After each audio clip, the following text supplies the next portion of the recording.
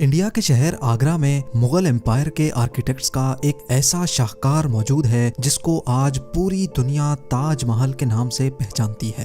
42 ایکڑ پر پھیلا دور سے ہی چمکتا ہوا یہ مقبرہ جہاں اپنے اندر خوبصورتی کے باغیچے سجائے ہوئے ہے، وہیں اس کے اوپر غم اور اداسی کے کئی بادل ابھی تک منڈلا رہے ہیں۔ زیم ٹی وی کی ویڈیوز میں ایک بار پھر سے خوش آمدید۔ ناظرین، لگ بھگ 400 سال پہلے بنائی جانے والی یہ خوبصورت بلڈنگ جہاں اپنے دور کی سب سے بڑی اور سب سے شاندار بلڈنگ ہوا کرتی تھی، وہیں آج اس کو دنیا کا 7واں عجوبہ بھی مانا جاتا ہے۔ اس عالیشان اسٹرکچر کو بنانے میں 20,000 مزدوروں نے دن رات خون پسینہ بہایا، اور وہ بھی 1 یا 2 سالوں تک نہیں بلکہ پورے 22 سالوں تک۔ اگر آج کے دور میں اس کی قیمت کا اندازہ لگایا جائے تو سنگ مرمر کا یہ انمول مقبرہ حیرت انگیز طور پہ $1 بلین یعنی 7,500 کروڑ روپیوں سے بھی زیادہ مہنگا ہے، کیونکہ اس بلڈنگ میں مغل آرکیٹیکٹس نے اپنے ہنر کی کئی ایسی نشانیاں چھوڑی تھیں جن کی دنیا کے ٹاپ انجینئرز بھی آج تک تعریف کرتے ہیں۔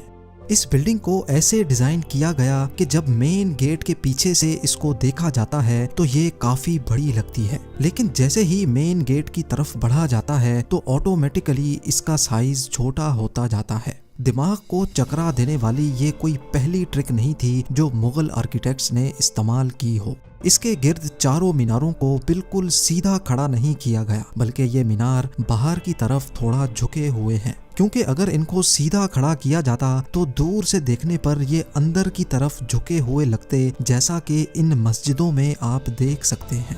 ان میناروں کو باہر کی طرف جھکانے کا ایک اور ریزن بھی تھا، اور وہ یہ تھا کہ خطرناک ارتھ کوئک کی صورت میں اگر یہ مینار گریں بھی تو یہ باہر کی طرف گر کر تاج محل پر ایک آنچ بھی نہ آنے دے۔ لیکن آخر ماجرا کیا تھا کہ اس کو بنانے والے کسی صورت میں اس پر ایک خراش بھی برداشت نہیں کر سکتے تھے۔ تاج محل کے وہ کون سے راز تھے جن کو 400 سال پہلے چھپانے کی کوشش کی گئی تھی، اور جب اس دور میں کنکریٹ یا اسٹیل ہی نہیں ہوا کرتا تھا تو آخر اس عالیشان مقبرے اور اس پر موجود 40 میٹر اونچے ڈوم کو کیسے بنایا گیا؟ یہ سب اور اس سے بھی زیادہ آپ جان سکیں گے آج کی اس اسپیشل ویڈیو میں۔ ناظرین، یہ معاملہ اسٹارٹ ہوا تھا سن 1607 میں، جب انڈیا اور پاکستان کے اس خطے میں مغل امپائر کا ہولڈ ہوا کرتا تھا۔ اس دن مغل شہنشاہ کا سب سے چھوٹا بیٹا شہاب الدین محمد خرم 15 سال کا ہو چکا تھا، اور اسی کی سیلیبریشن کے لیے آگرہ فورٹ میں ایک عالیشان پارٹی رکھی گئی تھی۔ خرم مغل شہنشاہ کو سب سے زیادہ عزیز تھا، اسی وجہ سے اس کے ہر جنم دن پر اس کو ہیرے جواہرات اور سونے سے تولا جاتا تھا، یعنی جتنا وزن شہزادے خرم کا ہوتا تھا اتنا ہی خزانہ اس کے نام کر دیا جاتا تھا۔ لیکن اس جنم دن پر کچھ اور بھی خاص ہونے والا تھا۔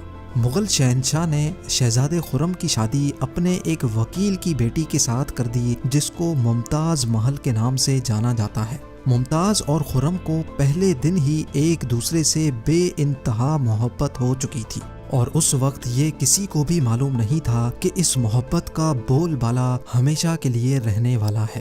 اگلے 10 سالوں تک شہزادے نے کئی جنگیں لڑیں اور ان میں بھرپور کامیابی بھی حاصل کی۔ اسی وجہ سے شہنشاہ نے خوش ہو کر ان کو شاہ جہاں کے لقب سے نوازا، جس کا مطلب ہے دنیا کا بادشاہ۔ شاہ جہاں کی ٹوٹل 6 بیویاں تھیں جو آگرہ فورٹ کے حرم میں ہی رہتی تھیں۔ ان 6 میں سے شاہ جہاں سب سے زیادہ محبت ممتاز سے کرتے تھے، اور یہی وجہ تھی کہ ان کا زیادہ تر وقت ممتاز محل کے ساتھ ہی گزرتا تھا۔ وقت تیزی سے گزرتا جا رہا تھا، اور 4 سالوں کے بعد یعنی 1621 میں مغل شہنشاہ اچانک چل بسے۔ شاہ جہاں جو پہلے ہی مغل امپائر میں خاصا فیمس ہو چکا تھا اور جو شہنشاہ کا چہیتا بیٹا بھی تھا، 1628 میں یعنی باپ کی موت کے 7 سالوں بعد اس نے شہنشاہ کی گدی سنبھال لی۔ پوری مغلیہ سلطنت اپنے نئے شہنشاہ سے بے حد خوش نظر آتی تھی۔ یہ وہ پیریڈ تھا جب مغل امپائر اپنے پورے عروج پر تھی، یعنی پورے انڈیا پاکستان کے ساتھ ساتھ افغانستان کے بھی کئی حصوں میں مغلیہ سلطنت کا راج ہوا کرتا تھا۔ سارے فیصلے شاہ جہاں خود کرتا تھا، جبکہ ممتاز محل پیچھے رہ کر شاہ جہاں کو مشورے دیا کرتی تھی۔ لیکن کسی کو بھی اس بات کا علم نہیں تھا کہ یہ خوشیاں عنقریب ماتم میں بدلنے والی ہیں۔ گدی سنبھالے ابھی 1 ہی سال گزرا تھا کہ ایک بار پھر سے مغل امپائر کو دشمنوں کا سامنا کرنا پڑا۔ اگلے 2 سال جنگ چلتی رہی اور شاہ جہاں کو اس جنگ میں بھی بھرپور کامیابی نصیب ہوئی، لیکن شاہ جہاں ابھی اس کامیابی کا جشن مناتے کہ ان کو ایک افسوسناک خبر سے آگاہ کیا گیا۔ ممتاز محل جو کہ شاہ جہاں کے 14ویں بچے کو جنم دے رہی تھی، اس کی حالت بگڑ گئی اور 17 جون سن 1631 کو وہ نہ چاہتے ہوئے بھی اس دنیا سے چل بسی۔ پوری مغلیہ سلطنت کا جشن دیکھتے ہی دیکھتے ماتم میں بدل گیا۔ یہ خبر جو شاہ جہاں پر آگ بن کر گری تھی، اس نے تو جیسے ان کی دنیا ہی ختم کر ڈالی۔ شاہ جہاں کی سب سے پہلی محبت اور ان کی سب سے عزیز بیوی ممتاز محل اس دنیا سے رخصت ہو چکی تھی۔ کہا جاتا ہے کہ اس غم کی پرچائی نے شاہ جہاں کو کالے اندھیروں میں دھکیل دیا تھا۔ اگلے 8 دنوں تک انہوں نے کچھ نہیں کھایا اور اگلے 2 سالوں تک نہ کوئی موسیقی سنی اور نہ ہی پرفیوم لگایا۔ ممتاز محل نے مرنے سے پہلے ایک آخری خواہش کی تھی۔ وہ چاہتی تھیں کہ ان کی قبر دنیا کے سب سے خوبصورت مقبرے میں بنائی جائے۔ اس ٹاسک کو اور ممتاز محل کی آخری خواہش کو پورا کرنے کے لیے شاہ جہاں نے اپنی ساری دولت اور پوری زندگی وقف کرنے کا ارادہ کر لیا۔ ممتاز کے گزرنے کے 6 ماہ بعد یعنی 1632 میں ہی تاج محل کی کنسٹرکشن کا کام شروع کر دیا گیا۔ قریب 20,000 سے بھی زیادہ مزدور، پتھر تراش اور کاریگروں کو پوری سلطنت سے اکٹھا کیا گیا۔ لشکروں کے لشکر شاہ جہاں کے حکم پر آگرہ بلوا لیے گئے تھے۔ کیونکہ ممتاز کی قبر یمنا ریور کے برابر میں موجود تھی، اسی وجہ سے اس جگہ پر دنیا کی سب سے خوبصورت بلڈنگ بنانا کافی مشکل ٹاسک تھا۔ ریور کے کنارے زمین کافی سافٹ ہوتی ہے اور اگر یہاں کھدائی کا کام کیا گیا تو پانی کا بہاؤ تاج محل کی فاؤنڈیشن کو بھی نقصان پہنچا سکتا تھا۔ اس مسئلے سے نمٹنے کے لیے مغل انجینئرز نے یہاں سب سے پہلے زمین کے اندر کئی کنویں کھدوانا شروع کیے۔ مزدور یہ کنویں تب تک کھودتے رہتے جب تک خشک زمین نظر نہ آ جاتی تھی۔ ان کنووں کو پتھروں اور گارے سے بھرا گیا اور پھر اس کے اوپر پتھروں کے بڑے بڑے کالمز کھڑے کیے گئے۔ اس سارے کام کو انجام دینے کے لیے مزدوروں کے ساتھ ساتھ ہاتھیوں کی ایک بہت بڑی فوج کو بھی استعمال کیا گیا۔ مغل انجینئرز کی یہ ٹرک کام کر چکی تھی اور اب ایک ایسی مضبوط فاؤنڈیشن تیار تھی جو نرم زمین پر بھی فولاد بن کر کھڑی تھی۔ فاؤنڈیشن کے بعد اب باری تھی ایک ایسے بلڈنگ ڈیزائن کی جو آج سے پہلے کسی نے بھی نہ دیکھا ہو، ایک ایسا ڈیزائن جو پچھلے سارے ریکارڈ توڑ ڈالے۔ تاج محل کے ڈیزائن کا آئیڈیا شاہ جہاں نے اپنے باپ دادا کے مقبروں سے لیا تھا۔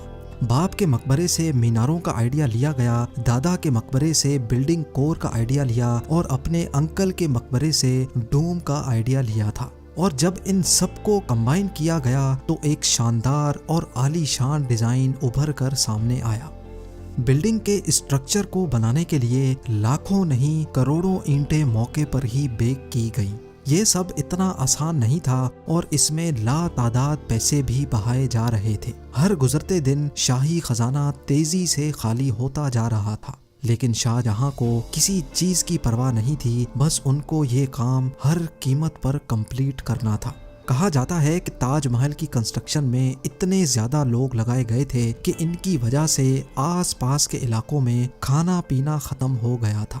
20,000 مزدوروں اور کاریگروں کی ڈیمانڈ پوری کرنے کے لیے شاہ جہاں نے آس پاس کے تمام علاقوں سے اناج آگرہ منگا لیا تھا۔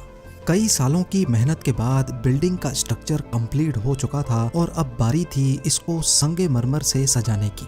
یہ سنگ مرمر آگرہ سے 400 کلومیٹر دور راجستھان سے منگایا جانا تھا، کیونکہ یہاں کا مکرانہ ماربل آج تک دنیا کا فائنسٹ ماربل مانا جاتا ہے۔ شاہ جہاں نے تاج محل کے لیے پورا مکرانہ ماربل ریزرو کر لیا تھا، یعنی جب تک تاج محل کی ڈیمانڈ پوری نہیں ہو پائے گی تب تک کسی کو بھی یہ ماربل خریدنے کی اجازت نہیں تھی۔ 1000 ہاتھیوں کی مدد سے ہزاروں ٹن وزنی ماربل راجستھان سے آگرہ منگایا گیا۔ تاج محل کا یہ خوبصورت ڈوم اتنا بڑا ہے کہ اس کا اندازہ صرف آنکھوں سے دیکھ کر ہی لگایا جا سکتا ہے۔ آج کل اس طرح کے ڈوم بڑی آسانی سے اسٹیل اسٹرکچر پر بنائے جا سکتے ہیں، لیکن 400 سال پہلے 40 میٹر اونچے ڈوم کو بنانے میں ان کے پاس صرف پتھروں کا ہی سہارا تھا۔ اس ڈوم کو بنانے میں مغل انجینئرز نے جو اسٹریس کیلکولیشن کی تھی اس کی آج کے انجینئرز بھی بہت تعریف کرتے ہیں۔ تاج محل کی فنیشنگ کے لیے اس کو پیٹرا ڈورا یا پرچن کاری سے ڈیکوریٹ کیا جانا تھا۔ پیٹرا ڈورا ایک ایسی کلاکاری کو کہا جاتا ہے جس میں قیمتی پتھر کو ماربل کے اندر تراش کر لگایا جاتا ہے۔ ماربل کو بڑی مہارت اور باریکی سے قیمتی پتھر کی شیپ کے حساب سے تراشا جاتا ہے اور پھر اس میں پتھر کو گلو کے ذریعے چپکایا جاتا ہے۔ تاج محل پر استعمال ہونے والی گلو کوئی عام گلو نہیں تھی۔ کافی ریسرچ اور لیبارٹری ٹیسٹ کے بعد معلوم پڑا کہ یہ گلو شیرہ، لیمن جوس اور سنگ مرمر پاؤڈر کو ملا کر بنائی جاتی تھی۔ وہی سیم گلو آج بھی تاج محل کی رینوویشن کے لیے استعمال کی جاتی ہے۔ تاج محل کی خاص باتوں میں ایک بات یہ بھی ہے کہ یہ دن میں 4 مرتبہ اپنے رنگ بدلتا ہے۔ سورج نکلنے سے پہلے یہ بالکل بلیک شیڈ دیتا ہے، سورج نکلنے کے بعد یہ لائٹ یلو اور پنک شیڈ دیتا ہے، جبکہ دوپہر کے وقت تاج محل کی خوبصورتی کا نیا رخ دیکھنے کو ملتا ہے، نیلے آسمان پر جیسے موتی چمک رہا ہو، اور سن سیٹ کے وقت یہ پوری بلڈنگ گولڈن کلر کی دکھائی دیتی ہے۔ پورے 22 سالوں کے بعد سن 1654 میں تاج محل کی کنسٹرکشن کا کام مکمل کر لیا گیا۔ شاہ جہاں اپنی بیگم کی یاد میں دنیا کا سب سے خوبصورت مقبرہ بنانے میں کامیاب ہو چکا تھا۔ شاہ جہاں نے اس عالی شان عمارت کا نام اپنی پسندیدہ بیوی کی یاد میں ہی رکھا۔ ممتاز محل سے اس کا نام تاج محل رکھ دیا گیا۔ ہر سال شاہ جہاں ممتاز کی برسی پر یمونا ریور کے ذریعے تاج محل پر جایا کرتے تھے۔ یہ تاج محل کی ایسی انٹرنس تھی جس کو صرف شاہی خاندان کے لیے ہی بنایا گیا تھا۔ اس انٹرنس کی دیواروں پر دلکش نقاشی کا کام کیا گیا تھا جو شاید صرف شاہی آنکھوں کے دیکھنے کے لیے ہی کیا گیا تھا۔ شاہ جہاں کا یہ مہنگا ترین پروجیکٹ کمپلیٹ تو ہو چکا تھا، لیکن اس نے مغلیہ سلطنت کو تباہی کے کنارے پر لا کھڑا کیا۔ 4 سالوں کے بعد یعنی 1658 میں شاہ جہاں اور ممتاز کے اپنے ہی بیٹے نے شاہی تخت الٹ دیا اور خود مغل امپائر کا شہنشاہ بن گیا۔ شاہ جہاں جو پچھلے 30 سالوں سے اس تخت پر راج کر رہے تھے، اس کو قیدی بنا کر آگرہ فورٹ میں ہی بند کر دیا گیا۔ صرف ایک فیسلٹی ایسی تھی جو شاہ جہاں کو دی گئی، اور وہ یہ تھی کہ جس کمرے میں اس کو بند کیا گیا تھا اس کی کھڑکی سے وہ تاج محل کو دیکھ سکتے تھے۔ 8 سال قید میں رہنے کے بعد 74 ایئرز کی ایج میں شاہ جہاں بھی اس دنیا کو الوداع کر گئے۔ شاہ جہاں کا اب ممتاز سے دوبارہ ملنے کا وقت آ چکا تھا اور ان کو تاج محل میں ہی دفن کر دیا گیا۔ امید ہے زیم ٹی وی کی یہ ویڈیو بھی آپ لوگ بھرپور لائک اور شیئر کریں گے۔ آپ لوگوں کے پیار بھرے کامنٹس کا بے حد شکریہ۔ ملتے ہیں اگلی شاندار ویڈیو میں۔